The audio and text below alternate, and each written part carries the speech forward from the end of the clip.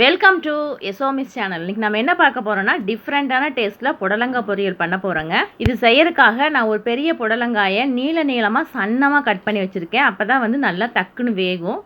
ஒரு 1/4 கப் அளவுக்கு வறுத்த வேர்க்கடலை, ஒரு 6 பல் பூண்டு, 1 டேபிள் ஸ்பூன் கடலைப்பருப்பு, 1 டேபிள் ஸ்பூன் உளுந்தம்பருப்பு. இன்னும் இது கூட வேறு என்னெல்லாம் சேர்த்து செய்ய போகிறோன்னு பார்க்கலாம் வாங்க. இப்போ இந்த புடலங்காயை ஒரு பாத்திரத்தில் போட்டு இந்த காய்க்கு தேவையான அளவு கல்லுப்புங்க, 1/4 ஸ்பூன் அளவுக்கு மஞ்சள் தூள் சேர்த்து இதை நல்லா குலுக்கிக்கணும். இந்த மாதிரி நல்லா குலுக்கி ஒரு 10-15 நிமிஷம் மூடி வச்சிடணுங்க. இப்படி மூடி வச்சுருந்தோம்னா இந்த காயிலேருந்து தண்ணி விடுங்க. அந்த தண்ணியோடு சேர்த்து நம்ம வதக்கணும். வேறு தண்ணி எக்ஸ்ட்ராவாக தேவையில்லை. தேவையினா மட்டும் லேசாக தெளித்து வணக்கிக்கலாங்க.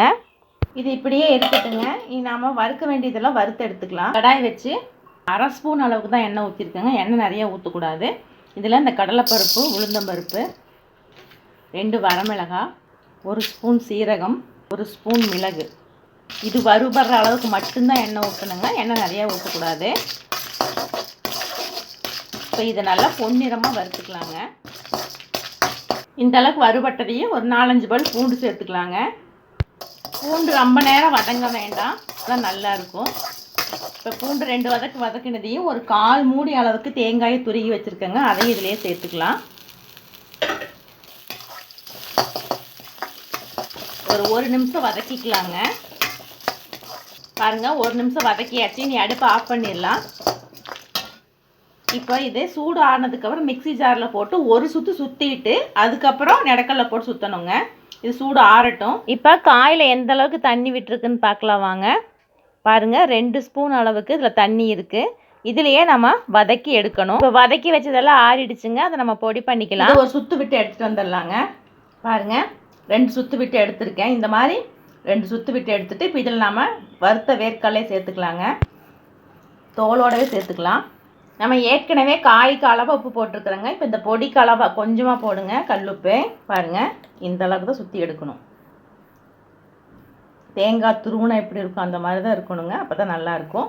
இதுக்கு அளவாக 1/2 உப்பு போடுங்க. அப்போ தான் சரியாக இருக்கும். இப்படியே இருக்கட்டுங்க. நம்ம அதே கடாயில் தாளிச்சிக்கலாம்.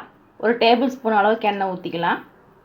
எண்ணெய் காஞ்சதையும் கடுகு, சீரகம், கடுகும் சீரகம் பொரிஞ்சதையும் வெள்ளுளுந்து பருப்புங்க, வெங்காயமும் 2 பச்சை மிளகாயும் கட் பண்ணி வச்சுருக்கேன்.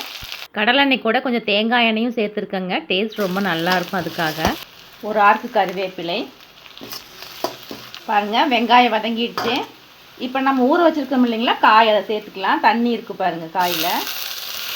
இந்த தண்ணியிலேயே இது வதங்கிடும். அடுப்பை சிம்மில் வச்சுக்கலாம். உப்பு போட்டிருக்கோம், மஞ்சள் போட்டிருக்கிறோம். அதனால் உப்பு இங்கே போட்டுறாதீங்க மறந்துட்டு. தண்ணி பாருங்கள், 2 ஸ்பூன் அளவுக்கு தண்ணி விட்டுருக்கு பாருங்கள். இந்த தண்ணியிலே இந்த காய் வெந்துடும். இப்போ இதை மூடி வச்சிடலாங்க. அடுப்பு சிம்மில் தான் வச்சுருக்கேன். ஒரு 2-3 நிமிஷம் இருக்கட்டுங்க. இடையில எடுத்து கிளறி விட்டுக்குங்க, அடி பிடிக்காமல். ஓப்பன் பண்ணி பார்த்துக்கலாங்க. இந்த மாதிரி இருக்கணுங்க. தண்ணி ஊற்றி நம்ம எப்போவுமே புடலங்காயை வதக்கணும் அப்படின்னா அதோட டேஸ்ட்டே நல்லா இருக்காதுங்க. சிம்மில் வச்சு தான் வதக்கணுங்க. காய் நல்லா வெந்துருச்சு. பொடி பண்ணி வச்சுருக்கோம் இல்லைங்களா, அதை சேர்த்துக்கலாம். உங்களோட காய்க்கு தகுந்த மாதிரி சேர்த்துக்கோங்க. மீதி இருக்கிற பொடியை வெள்ளை சாதத்துக்கு கூட நெய் கலந்து நீங்கள் பிசைஞ்சு சாப்பிட்டு பாருங்கள். செம்ம டேஸ்ட்டாக இருக்கும். பொடியை அதிகமாக சேர்த்தீங்கன்னா இனிப்படிக்க ஆரம்பிச்சிடும், டேஸ்ட்டு மாறிடும். அளவாக சேர்த்துக்கோங்க. அவ்வளோதாங்க, சூப்பராக ரெடி ஆகிடுச்சு. செம்ம டேஸ்ட்டாக இருக்குது. ஒரே மாதிரி செஞ்சு கொடுக்காம இந்த மாதிரி வித்தியாசமாக செஞ்சு கொடுத்து பாருங்கள். குட்டீஸ்லேருந்து பெரியவங்க வரைக்கும் விரும்பி சாப்பிடுவாங்க. கண்டிப்பாக அவங்க எல்லாத்துக்குமே பிடிக்கும். உங்களுக்கு பிடிச்சிருந்தா எங்கள் சேனலை லைக் பண்ணுங்கள், ஷேர் பண்ணுங்கள், சப்ஸ்கிரைப் பண்ணுங்கள்.